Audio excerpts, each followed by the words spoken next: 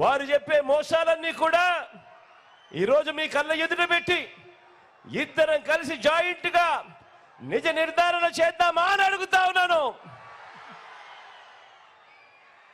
ఈ yellow media అంటే ఈనాడు అంటే ఈ ఆంధ్రజ్యోతి అంటే ఈ TV5 వీరు ఎంత ప్రమాదకారి అనంటే వీళ్ళంతా కూడా చంద్రబాబుతో కూడబలుక్కొని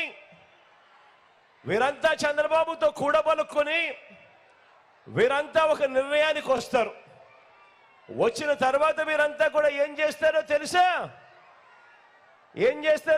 అక్క? ఏం చేస్తారో తెలుసా అన్న? వీరంతా కలిసి ఒక గాడిదను తీసుకొస్తారు.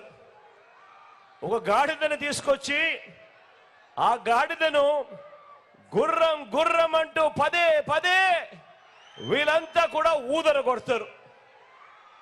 ఇది ఈ పచ్చ మీడియా చేసే కార్యక్రమం.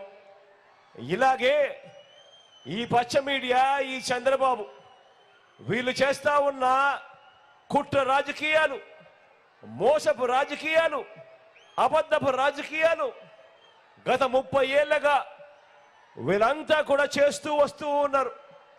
ఈ 30 ఏళ్లుగా ఏం చేస్తున్నారో, ఏం చేశారో, ఏం చేస్తున్నారో కూడా ఒకసారి గమనిస్తే కొన్ని విషయాలు మీ అందరితో కూడా పాలు పంచుకుంటా. ఈరోజు కొన్ని వాస్తవాలు మీ అందరి సమక్షంలో ఈ ఫ్యాక్ట్ చెక్ కార్యక్రమంలో ఈ విషయాలన్నీ కూడా తేల్చిపోవాలి. మీ అందరితో కూడా నేను ఆలోచన చేయమని కోరుతా ఉన్నా.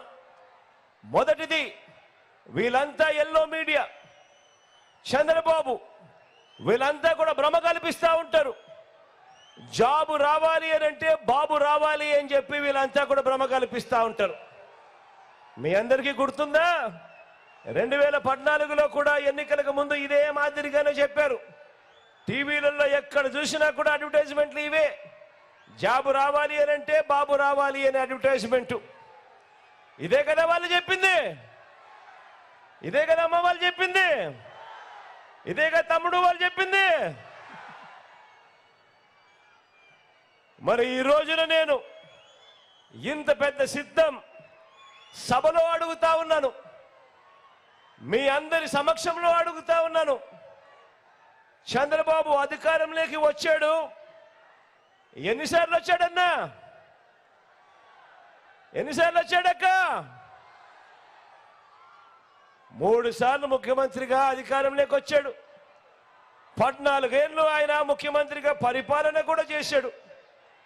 మరి చంద్రబాబు అధికారంలోకి వచ్చి 3 సార్లు ముఖ్యమంత్రి అయి 14 ఏళ్ళు ఆయన ముఖ్యమంత్రిగా పరిపాలన చేసిన తర్వాత కూడా మరి మీ ఇంట్లో కానీ మీ ఇంటి చుట్టుపక్కల కానీ ఎవరికైనా చంద్రబాబు ఆయన హయాంలో గవర్నమెంట్ జాబ్ ఎవరికైనా వచ్చిందా అని అడుగుతా ఉన్నాను మీ అందరితో కూడా.